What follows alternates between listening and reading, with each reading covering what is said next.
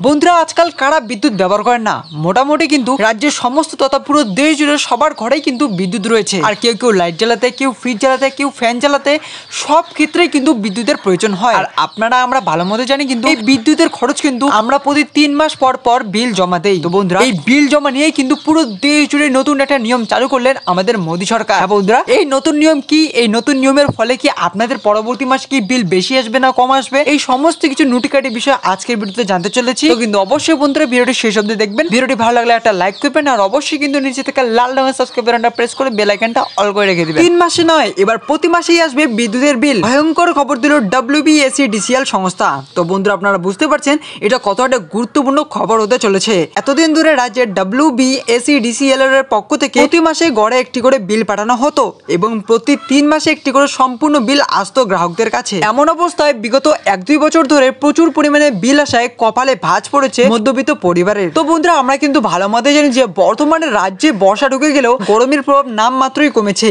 বৃষ্টি না হলেও রোদের তেজে এবং মেঘলা আকাশের ব্যবসা গরমে নাজেহাল রাজ্যবাসী। এই অবস্থায় আলো পাকা ছাড়া বাড়তে থাকা প্রায় অসম্ভব হয়ে দাঁড়িয়েছে। এমন অবস্থাতেই বিদ্যুতের বিল সংক্রান্ত নতুন পদক্ষেপ নেওয়া হলো। এতদিন ধরে রাজ্যের WBSEDCL এর পক্ষ থেকে প্রতি মাসে গড়ে একটি করে বিল পাঠানো হতো এবং প্রতি 3 মাসে একটি করে সম্পূর্ণ বিল আসতো গ্রাহকদের কাছে। তো বন্ধুরা আসুন এবার দেখে নিচ্ছি নতুন করে কি পদক্ষেপ নেওয়া হয়েছে। বিদ্যুৎ বন্টনকারী সংস্থার নিয়ম অনুসারে কলকাতা এবং তার আশেপাশের এলাকাগুলি প্রতি মাসে সম্পূর্ণ বিদ্যুতের বিল প্রদান করা হতো না।